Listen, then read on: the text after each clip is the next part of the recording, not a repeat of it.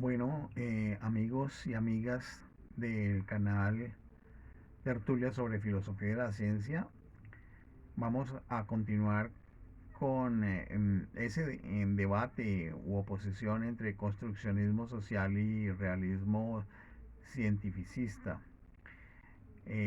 Pero ahora lo vamos a hacer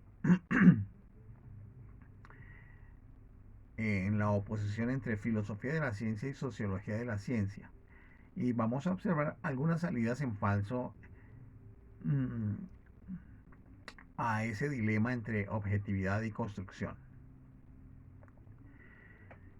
En este video esbozaremos esquemáticamente tres respuestas dadas por algunos filósofos de la ciencia a los retos hechos por la sociología de la ciencia, tal como lo vimos en el video anterior.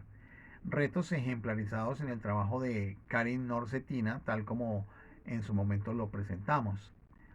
La primera presenta algunas consideraciones de Ronald Gere en el artículo Viewing Science, en el cual se reduce al absurdo el presupuesto fundamental de la sociología construccionista de la ciencia. La segunda considera el trabajo de Philip Kitcher, de quien también hemos trabajado anteriormente en el canal, que se denomina A Plea for Science Studies.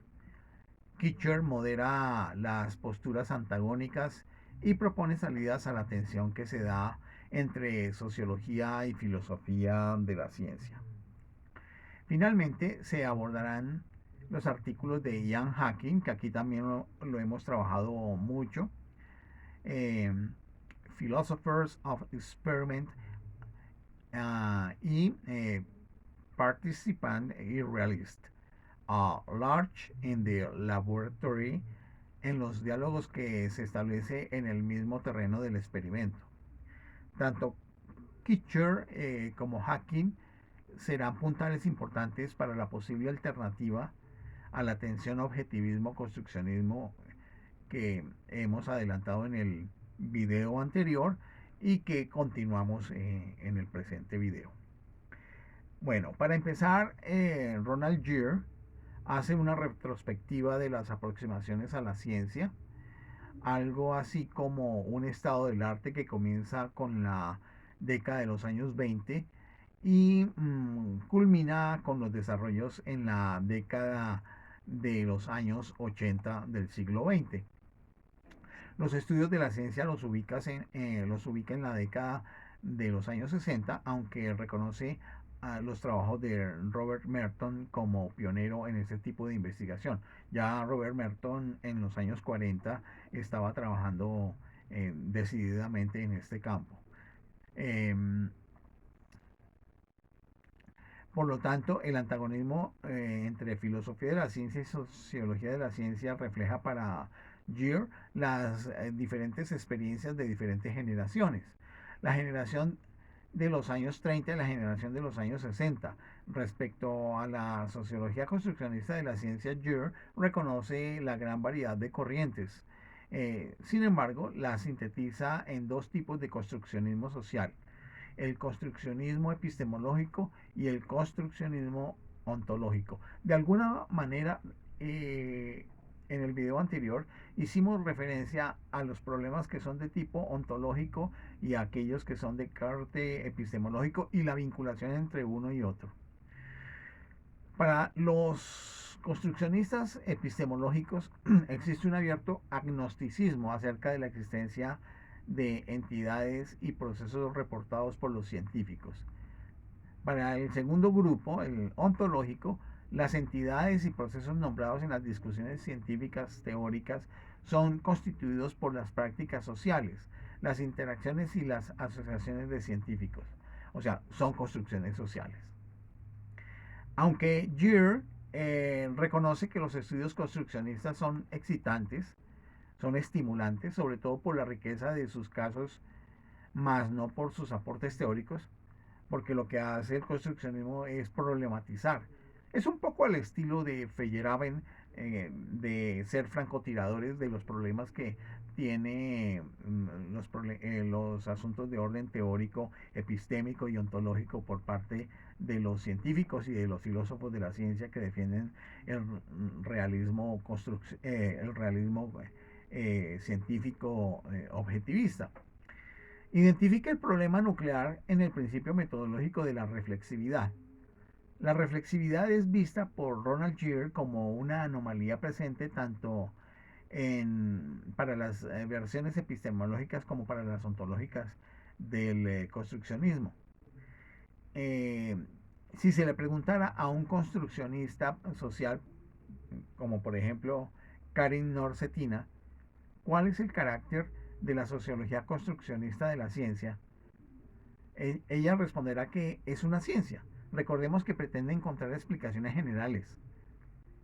Si es una ciencia, la propia sociología de la ciencia tendrá que exponerse a los mismos tipos de investigación constructivista que se han aplicado a otras ciencias.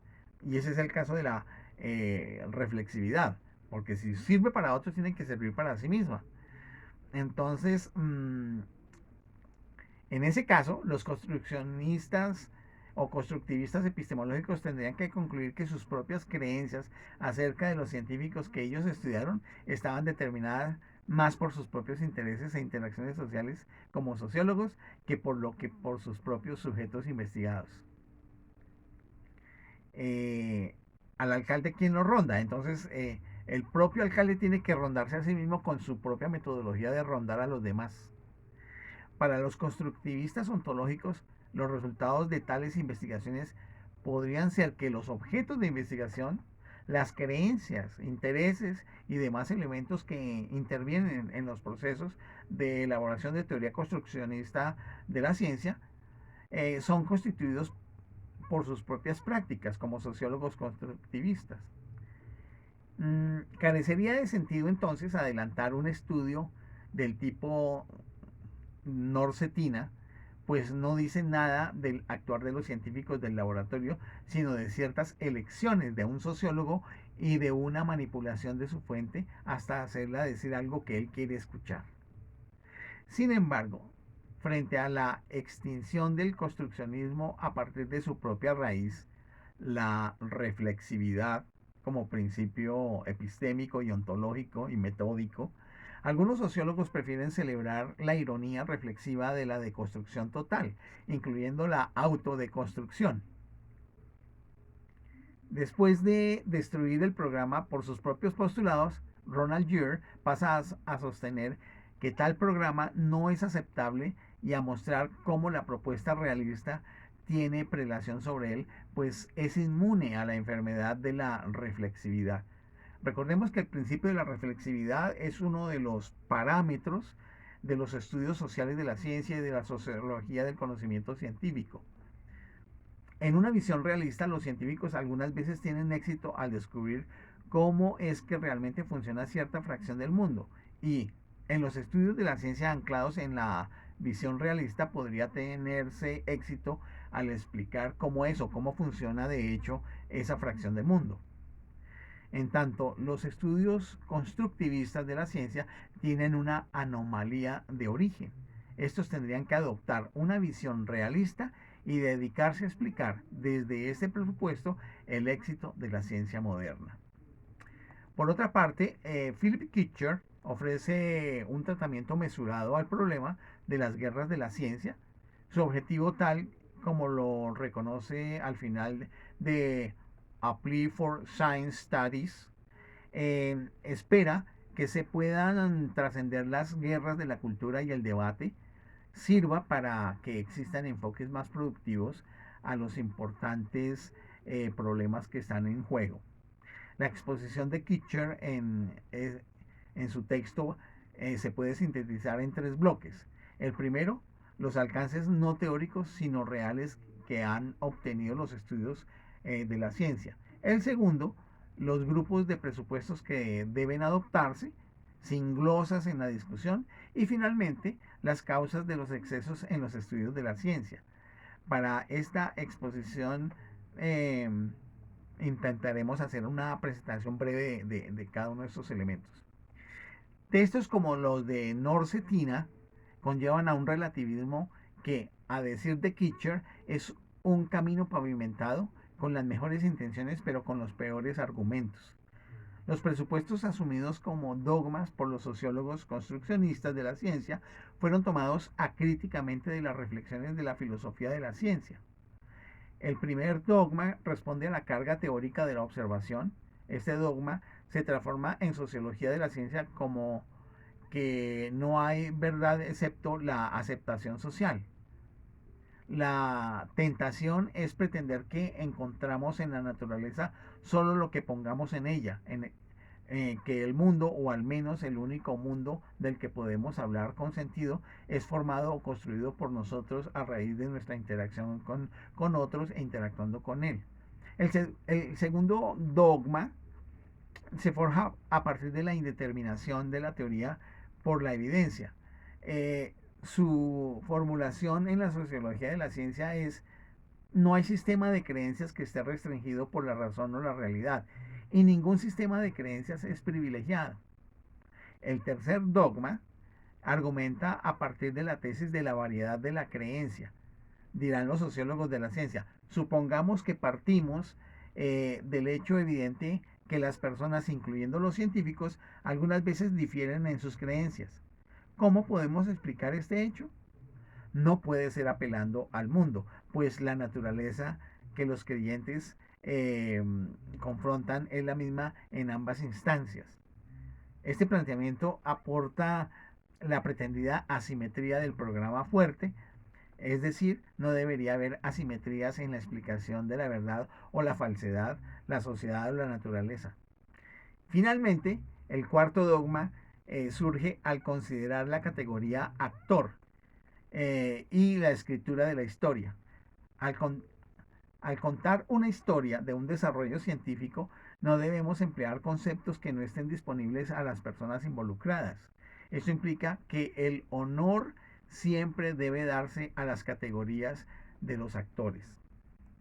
Ahora bien, señalados los errores que invaden la mayoría de los estudios de la ciencia, es preciso superar el ámbito de las mutuas recriminaciones que en el video anterior se vieron y que en este también se están viendo, y poder encontrar unos puntos básicos de discusión a partir de los cuales construir debates que sean fecundos. Ustedes no negarán que dentro de lo que les he presentado uno encuentra argumentos en favor de los objetivistas, realistas, científicos, fuertes, sólidos y válidos, pero también encuentra en los trabajos, sobre todo de Norsetina, unos contraargumentos que son suficientemente fuertes, poderosos, que deben poner a pensar tanto a los científicos como a los filósofos de la ciencia que defienden el realismo objetivista. Entonces, en ese sentido, Kitcher agrupa estos presupuestos en dos grupos. El grupo realista racionalista, en el cual se presupone que la ciencia es progresiva y este carácter progresivo se manifiesta en poderes crecientes de predicción e intervención. La predicción e intervención permiten que se postule en las clases de entidades descritas en la investigación científica, y existen independiente de nuestro teorizar, y que muchas de nuestras descripciones son aproximadamente correctas, que esto es muy cercano a las visiones del realismo científico, que nuestras pretensiones son vulnerables a futuras refutaciones, cierto, porque ese es el carácter de la ciencia. En las áreas más prominentes de la ciencia, las discusiones descansan en la evidencia, y en las disputas se apela a los cánones de la razón y la evidencia. Cuando hablamos de la evidencia, es una evidencia empírica o es una evidencia de demostración racional. Que los cánones de razón y evidencia también progresan con el tiempo. En el segundo caso, en el grupo sociohistórico, tendría los siguientes componentes. La ciencia es hecha por seres humanos. Ningún científico llega al laboratorio libre de categorías y de preconceptos, que estaría muy relacionado con estas ideas que Gadamer y Heidegger planteaban como los horizontes de tradición. Las estructuras sociales presentes en la ciencia afectan los modos en los que la ciencia es recibida y transmitida. Las estructuras sociales en que la ciencia se desenvuelve afectan los tipos de preguntas que se toman como las más significativas, eh, así como algunas veces las respuestas que son propuestas y aceptadas. Del equilibrio entre estos dos grupos de elementos que acabo de citar, mm, depende que pueda establecerse un diálogo fructífero y que sirviera, llamémoslo así, como de coadyuvante uno con otro para el progreso general de la actividad científica y los resultados de la misma. Lo esbozado en este planteamiento de Kitcher partió de la identificación de unos precarios fundamentos de los estudios de la ciencia y continuó con unos presupuestos que recogían los elementos básicos de la discusión esgrimidos por cada uno de los contendores. El objetivo ahora consiste en integrar ambos grupos sin radicalizar uno en desmedro del otro. En este caso, el falso dilema entre objetivismo y construccionismo. Eh, este falso dilema se podría superar al entablar diálogos en los que se conserven los puntos que son incontrovertibles, reconociendo los excesos que se pueden comportar por parte de cada postura, sin que ello implique caer en el extremo que se confronta, ni en una posición complaciente para ambas. Precisamente, Philip Kitcher defiende un debate que supere el contexto de las guerras de las ciencias, tal como se presentó en el video anterior, lo que exige reconocer, entre otras cosas, que los ataques dirigidos a los estudios de la ciencia han consistido en diatribas y generalizaciones que impiden reconocer las posibilidades de estos programas, donde hay asuntos bondadosos para la visión científica general y el progreso de la misma, así como los logros obtenidos por estos investigadores.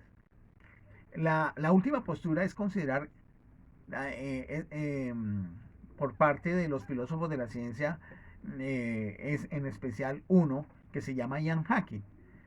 Quizá él es uno de los pioneros en la reflexión sobre la naturaleza experimental de la ciencia. A diferencia de los filósofos que hemos mencionado, Hacking responde a los sociólogos construccionistas de la ciencia en su propio terreno, el cual involucra como tema central el propio laboratorio. Hacking plantea que la filosofía de la ciencia hasta mediados de los años 80 del siglo XX no había desarrollado suficiente literatura con relación a la filosofía vinculada con el experimento. Sin embargo, a partir de esa época tal reflexión ha ido en un constante avance. La filosofía del experimento complementa la reflexión de la filosofía de la ciencia, la cual, a decir de Hacking, ha estado empobrecida no solo por su obsesión con la teoría, sino también con su doctrina complaciente de que hay uno o al menos dos tipos de teoría, las reales y los principios conectores. La reflexión sobre lo experimental mejorará la calidad de vida de las teorías. Con relación al tema que nos ocupa, pues en esta disertación, Jan Hacking distingue dos tipos de actitudes de los científicos ante el experimento: los escépticos y los admiradores. Entre los primeros están los sociólogos del programa fuerte en sociología de la ciencia, aunque el alcance de esos es menor comparado con el movimiento denominado Escuela de la Construcción Social de los Hechos Científicos. Esta última fue inaugurada por Latour, de la cual Norcetina es una alumna eximia. Recordemos que el primer grupo del programa fuerte de la sociología del conocimiento científico tiene su sede en la Universidad de Edimburgo. El éxito del análisis de Latour consistió en que el líder del grupo de investigadores que trabajaban en el laboratorio investigando etnometodológicamente alcanzó en 1977 el Premio Nobel de Medicina. Esto, de alguna manera, es un logro. Así que la vida en el laboratorio se convirtió en una especie de diario de campo acerca de un científico de punta ganador del Premio Nobel. El libro de Latour y de Bulgar fue leído por grandes mayorías de un modo antirrealista. La investigación llevada a cabo por los científicos del laboratorio de Texas alcanzó una conclusión exitosa no porque los investigadores que estaban en competencia produjeron una sólida evidencia, sino porque negociaron con la gran comunidad de endocrinólogos y forzaron la aceptación de sus análisis y síntesis en un tripéptido particular. El alegato de Latour y de Bulgar no se centra tanto en adoptar una postura antirrealista acerca de las entidades inobservables, cosa que hemos tratado ya en muchas ocasiones dentro de este canal, eh, cuanto en sostener que estas entidades inobservables no existen hasta que sean construidas, entiéndase, fabricadas para conservar el término de norcetina. Obviamente Hacking está alineado entre los admiradores de la ciencia y por ende el entusiasmo que tuvieron los lectores iniciales de La vida en el laboratorio no causó ningún efecto en él. Sin embargo, esta falta de entusiasmo no lo privó de un análisis serio de la obra de los sociólogos construccionistas de la ciencia. Al contrario, lo retó para leer el libro de modo atento y crítico, concluyendo, que la historia construccionista puede volver a enunciarse de un modo completamente no construccionista. De modo detallado puede verse una traducción del debate entre realismo y antirrealismo en, en otra obra de Hacking. También en esta que estamos señalando, pero también en otras obras de Hacking. Más que los argumentos que permitieron a Hacking mostrar cómo lo visto por Latour, Bulgar, Norcetina y otros puede ser leído desde las perspectivas del realismo. Y nos interesa ver cuál fue su actitud al respecto, a sabiendas que su interés era más moderado que descalificador de los estudios sobre la ciencia. Por eso hay que hacer siempre una distinción entre el programa fuerte de sociología del conocimiento y el programa de investigación en el laboratorio desarrollado por la escuela de Bruno Latour. En primer lugar, podemos decir que Hacking desafía las viejas concepciones de verdad asumidas por los que podrían llamarse a la luz de este trabajo objetivistas. La descripción, dice el pensador conservador, siempre era la verdad del mundo y no una verdad fabricada. Frente a esto, Hacking afirma que este pensamiento excluye otro tipo de descripciones, a pesar de que no hay una descripción correcta, sino que esta es solo un satisfactorio metahecho acerca del mundo y sus descriptores. El pensar así no comporta necesariamente que uno se haga o se tenga que apoyar en el subjetivismo. En segundo lugar, la lectura que hace Hacking acerca del experimento concede ciertos elementos sin caer en el extremo construccionista. Según Hacking, es cierto que existe una creación del fenómeno en el laboratorio, que el fenómeno se purifica y se mantiene en el laboratorio en unas condiciones que no existen en ninguna parte del universo. Sin embargo, esta noción de purificar, crear y regularizar el fenómeno involucra ciertamente pensar y teorizar acerca del mundo material, pero esto también involucra la interacción con el mundo y en un sentido no metafórico de la palabra rehacerlo. Ahora bien, ni el mundo le fija al científico cuáles descubrimientos o invenciones puede hacer, ni el conocimiento pasado establece lo que cuenta como descubrimiento. Este mundo no está preordenado ni lógica ni históricamente, y la ciencia puede abordarlo desde distintos caminos, creando diferentes fenómenos. Y escúchese bien, creando diferentes fenómenos que tienen unas entidades ontológicas específicas en la medida en que se pueden intervenir. Esto implica que el camino responde a un momento específico en la historia y por lo tanto en otro camino de la historia podría ser de otro modo. De alguna manera es una especie de ontología episódica, emergente, que puede transformarse de un momento a otro y que los entes como fenómenos de la ciencia para estudiar existen en la medida en que sean elementos intervenibles. Finalmente, Hacking critica la imagen de la ciencia dada por la filosofía orientada hacia la teoría, la cual aparecería solo como totalidad hegemónica unificada. También aparecería como inerte y pasiva. La unidad de la ciencia en la actualidad se articula alrededor de técnicas estadísticas, las computadoras rápidas que transforman la articulación de la teoría, el procesamiento de los datos y la simulación de lo sintético. Y sin embargo existe un gran elemento unificador, que son los instrumentos y los aparatos que tienen allí una participación y tienen una significación. Ahí un poquito se parece a ciertos aportes que ha hecho Latour en relación, Latour y los miembros de la Escuela de Edimburgo en relación a cómo los aparatos se vuelven actores, en ese sentido como actantes que tienen unas significatividades que generan unos resultados en términos de conocimiento también.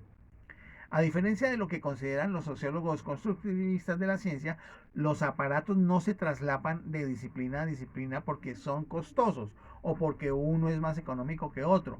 No se escogen con el fin de hacerlo por azar o por capricho. Los espectrómetros nucleares de resonancia magnética que estuvieron una vez en las fronteras de la física nuclear son ahora los fundamentos de los ensayos en bioquímica. No porque el bioquímico piense que la física usada para hacer el aparato sea la correcta, sino porque los instrumentos están allí y son los únicos que se pueden usar. Bueno, pues en conclusión, tanto Ronald Gere como Kitcher eh, y también Hacking han confrontado los planteamientos nucleares de los estudios de la ciencia. El abordaje hecho por cada uno va desde el desnudamiento de sus falencias, pasando por el reconocimiento de las condiciones para un diálogo que sea fructífero y la enunciación de los logros de un programa para muchos relativista e irracionalista. Y finalmente, con una actitud abierta a nuevas posibilidades que se le abren a la reflexión filosófica sobre la ciencia, aunque critica con relación a la vieja imagen de la ciencia que está centrada en la teoría, así como a los construccionistas que enfatizan un lado de la historia. El esquemático recorrido que hemos venido haciendo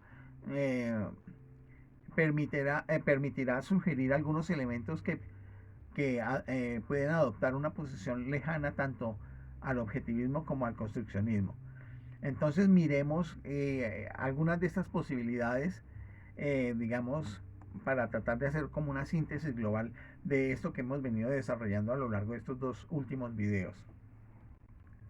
Miremos las alternativas al falso dilema entre objetivismo y construccionismo. En el transcurso de la discusión se ha observado cómo las posturas han variado de tono, de un aparente estado de inconmensurabilidad entre las dos posturas y una lectura más moderada por parte de los defensores de la ciencia. Sin embargo, un estado del arte actual nos llevaría a sospechar que esta variación de posturas ha ocurrido más en algunas de las huestes de la filosofía de la ciencia que en las disciplinas humanistas. La antropología, sociología, historia de la ciencia e inclusive ciertos sectores de la filosofía de la ciencia aún se rehúsan. Aún hoy puede notarse más en nuestro contexto cómo desde las humanidades se ataca la ciencia viendo en ella un peligro que solo podría ser solucionado por las mismas humanidades. En América Latina esta es una tendencia bastante repetida. Para sobredimensionar el carácter de peligroso, algunas disciplinas hacen una lectura caricaturesca de la ciencia, caricaturas que quizás alguna vez pudieron haberse formado al interior de los defensores de la ciencia, pero que ellos mismos se encargaron de impugnar. En tal sentido, las humanidades en la ciencia no cumplirían otro rol que el de servir de trinchera a quienes reciamente la atacan. Entonces, pues miremos algunas consideraciones para permitir una relación que sea más provechosa entre las humanidades y las ciencias básicas y aplicadas, lo que permitiría comprender que necesariamente no se tiene que estar en una de las dos orillas, sino que hay que buscar diálogo y mirar cómo salimos con, eh, con respuestas de tipo constructivo. Primero, valdría la pena entonces explorar la naturaleza de la ciencia, haciendo que la reflexión se dé y en ella confluyan diversos factores de modo integrado. Después de años de debate, la naturaleza de la ciencia no puede ser la misma que se defendía en el periodo entre las guerras, entre la Primera y Segunda Guerra Mundial, aunque tampoco es la que se intentó presentar por parte de Lyotard. A este respecto, Kitcher hace el siguiente diagnóstico. Hace un tiempo, en aquellos queridos días lejanos, existía una concepción de la ciencia hoy casi enterrada en el olvido y que contaba con la aprobación generalizada tanto popular como académica. Tal concepción merece un nombre y dice Kitcher, la llamaré leyenda. La leyenda ensalzaba la ciencia.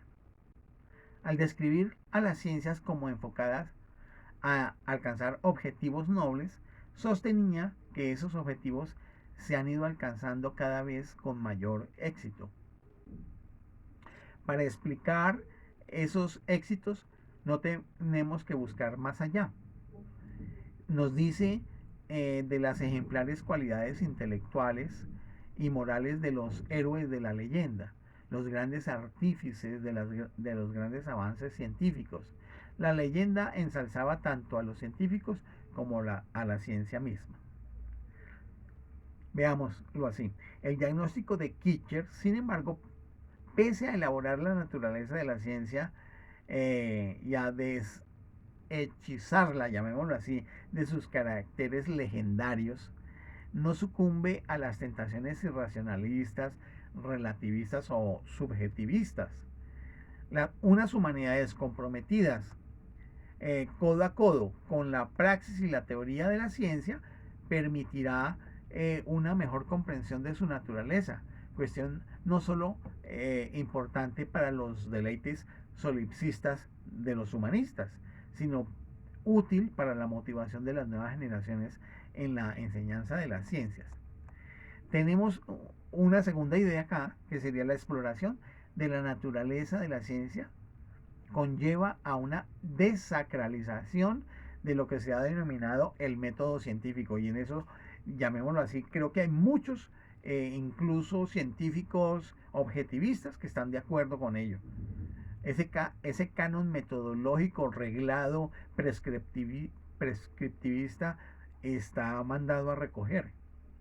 Quizás con relación a esto puedan servir los planteamientos de la epistemología de Susan Haack, quien precisamente para resolver el dilema entre lo que ella llama el viejo diferencialismo y el nuevo cinismo, sostiene lo siguiente: la investigación en las ciencias es continua con otras clases de investigación empírica, pero los científicos han ideado muchas y variadas formas de incrementar y refinar las fuentes de las que depende toda nuestra investigación empírica cotidiana. Los experimentos controlados, por ejemplo, algunas veces pensados como distintivo de las ciencias, no son usados por todos los científicos o solo por los científicos. Los astrónomos y los teóricos de la evolución no los usan, pero los mecánicos de los autos, los plomeros y los cocineros sí lo hacen. Tienen que hacer contrastación empírica para ver si sus hipótesis acerca del funcionamiento de los objetos que tienen que trabajar funcionan o no funcionan, y en esa medida, por ensayo y error, como diría Popper, pues tienen que hacer este tipo de trabajos utilizando muchos de los elementos del llamado clásico método científico. En muchas áreas de la ciencia, sin embargo, las técnicas de control experimental han sido desarrolladas con un refinado arte. Esto implica que ahí hay un valor, pero que no es lo único que hay que hacer. La diferencia entonces entre los métodos de la ciencia y los métodos usados en la cotidianidad reside en que aquellos involucran un refinamiento del pensamiento cotidiano. Esto nos lleva a una última consideración que podría ser una alternativa crucial en la solución de lo que se ha denominado el falso dilema. Veamos. Es curioso advertir que existe una recurrencia de ambos bandos en discusión por apelar al sentido común. Y justamente el sentido común no tiene nada que ver con las elaboraciones teóricas, empíricas, metodológicas, filosóficas, sino tiene que ver con la vida cotidiana. Prácticamente, científicos y atacantes de la ciencia intentan persuadir al lector de que sus conclusiones deben ser adoptadas, pues están basadas no en razonamientos forzados, sino en el mismo razonamiento del sentido común, es decir, en el razonamiento de cualquier individuo, de cualquier ciudadano eh, que puede hacerlo sin mayor entrenamiento en las artes de la lógica. Sin embargo, pese a que la ciencia parte del sentido común, es imposible desligar de ella su connotación crítica y refinada. Quizás por ello sea importante agregar a la recurrida expresión del sentido común la palabra crítico. Las características de un sentido común crítico podrían ser las siguientes que voy a comentar. Primero, que reconoce que la investigación genuina, a diferencia de la investigación entorpecida por los intereses, estos sean políticos, económicos, culturales, de género, lo que sea, aunque no exenta de ellos porque interviene, pero sí controlados, es un esfuerzo bien intencionado por llegar a la verdad o a la verosimilitud en cuestión, no importando el color que esa verdad o verosimilitud pueda tener. Ese sería un primero. Un segundo elemento sería distinguir entre investigación mejor y peor conducida. La primera se diferencia de la segunda, pues es más crítica, más completa, más imaginativa y más creativa. Admitir que aunque se busque bien intencionadamente la verosimilitud de los enunciados de una teoría o de un fenómeno como funciona, la evidencia es siempre incompleta y está siempre ramificada, a menudo potencialmente desencaminada y frecuentemente también es ambigua. En la investigación no hay garantía de éxito y el rigor del trabajo conlleva la tentación de ahorrar esfuerzo con base en la presión de quienes la financian. Este es un elemento fundamental. Es fundamental que condiciona muchos de los resultados de la investigación. Tenemos un cuarto elemento que sería aceptar que no hay una lógica estándar para conducir una investigación. Los investigadores hacen conjeturas informadas acerca de la explicación posible de los fenómenos que les preocupan. Revisan cuán bien en las hipótesis se compaginan con la evidencia que tienen y con la evidencia posterior que puedan recolectar. Y luego usan en su juicio, bien sea para conservar la hipótesis o conjetura inicial, derribarla o modificarla. Ellos necesitan imaginación, pensar en explicaciones posibles a los fenómenos problemáticos. Y allí esa elaboración de hipótesis constante es fundamental. Concebir maneras de adquirir la evidencia que necesitan imaginar fuentes de potenciales de error que involucran todo el asunto metodológico. Tener cuidado, habilidad y persistencia. Buscar evidencia relevante, que nadie tiene aún, así como evidencia relevante que otros también tengan, honestidad intelectual, la fibra moral para resistir la tentación de salirse del camino de la evidencia que podría debilitar sus conjeturas o manipular la evidencia desfavorable que no se puede evitar. En eso se han cometido muchos pecados a lo largo de la historia de la ciencia. Que se utilice un razonamiento riguroso e imaginar las consecuencias de sus propias conjeturas. Y el buen juicio al evaluar el peso de las evidencias, liberándolos de sus propios deseos personales individuales o de los miedos o esperanzas de resolver rápidamente un caso o de agradar a un patrón, a un jefe, a un mentor o en convertirse rico en famoso o en agradar al financiador de la investigación. Todo lo anterior no puede ser posible sino a través de modelos creativos que permitan a los investigadores moverse críticamente en un problema determinado y no ser obturado por modelos de relación lineal, causal o circular. Ello no quiere decir que los modelos existentes no sean importantes para ayudar a resolver los problemas de la ciencia. Sin embargo, un modelo no se aplica como fiel copia a un problema determinado, tanto en las realidades que sean tan disímiles unas de otras, y las percepciones y las experiencias que se viven en el trabajo de campo son de manera singular, por lo tanto no son replicables unas con otras de acuerdo con los campos de investigación que se tengan, porque los problemas tienen su propia singularidad. En ese sentido, lo importante es cómo los investigadores conocen las explicaciones epistemológicas de los modelos y los métodos de sus proyectos, así como la justificación en la solución o resolución de los problemas. De esta manera, ellos se colocan en situación y con intencionalidad respecto a qué tipo de modelos y de métodos son los más pertinentes y qué cambios heurísticos de salidas, caminos de salida habrían de efectuarse en sus procesos de investigación.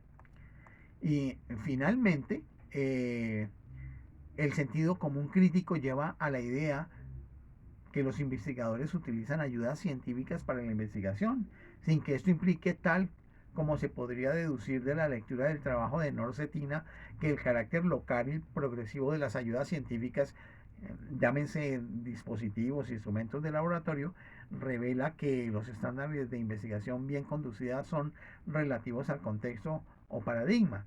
No, al contrario, toda investigación empírica depende de la experiencia, pero entre los modos en los que la investigación en las ciencias es a menudo mejor, está el que la experiencia de la que depende no está sin asistencia, sino mediada por instrumentos de todo tipo.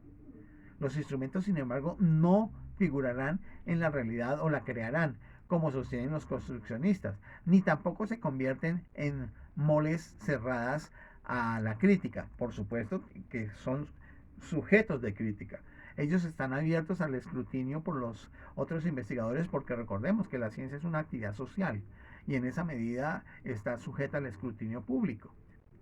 Eso significa que no se deja el análisis de los instrumentos al azar o a los hallazgos, llamémoslo así, azarosos, de la serendipia, sino que responde a los criterios deliberados, ingeniosos y también controlados. Las discusiones tejidas en el contexto alrededor de la ciencia poco a poco han ido tomando las connotaciones que dieron origen a las guerras de la ciencia. Van surgiendo recientemente posturas anticientíficas camufladas en discursos de multiculturalidad, de colonialidad, poscolonialidad, y no ha faltado tampoco quien se levante a denunciar los excesos de la irracionalidad de infiltraciones posmodernas en la academia y el fatídico nicho que ellas tienen en las humanidades. Eso es un asunto totalmente cierto y hay que tenerlo en cuenta y también denunciarlo con el respeto que merecen. No obstante, más que repetir la disputa que ocupó casi 3 lustros, y yo creo que ya van casi más bien 3 décadas, sería más provechoso recoger las enseñanzas de ese debate entre los objetivistas y los atacantes de la ciencia y proponer visiones alternativas a esa dicotomía que permitan lograr cierto tipo de consensos, reconociendo que hay toda una dinámica de ejercicio de poder y hay una fusión entre ciencia básica y tecnologías hoy por hoy, que generan la llamada tecnociencia, que está vinculada con los sistemas de defensa de los países, que está relacionada con el desarrollo de ciencia básica y tecnología de punta, que involucra el ejercicio del control y del poder, que se hace desde el punto de vista militar, pero también se hace desde el punto de vista económico, y que esto lleva a tener ciertas ventajas competitivas y comparativas entre los países y entre los grupos de poder, dentro de los cuales pues están las corporaciones que son contratistas sistemas de ciencia y tecnología en los distintos países, sobre todo de los países más potentes del mundo, donde estos contratistas, por supuesto, tienen un conocimiento que está amparado en patentes, en registros de propiedad intelectual que manejan y controlan de tal forma que hasta compran muchas patentes para que tales invenciones no se produzcan y ellos sigan manteniendo el control y el poder de sus propias ejecuciones. Todo este tipo de asuntos pues están en la palestra y actualmente están funcionando, porque ese es el escenario en el cual nos encontramos. Por lo tanto, ese debate entre construccionistas y objetivistas es solamente, llamémoslo así, una cara de este poliedro inmenso que es la actividad de la tecnociencia, de la ciencia, la tecnología y de la innovación. Y interviene, pero no es la totalidad del problema. El problema va mucho más allá. Es- Espero que pues todas estas reflexiones y estas descripciones de los debates entre, entre objetivistas y construccionistas haya sido suficientemente aclaradora, que abra espacios de reflexión y de comprensión mejor de la ciencia, la tecnología contemporáneas, y que esto permita nuestro crecimiento en nuestra reflexión en filosofía de la ciencia. Les agradezco su atención y les deseo lo mejor hasta un próximo video.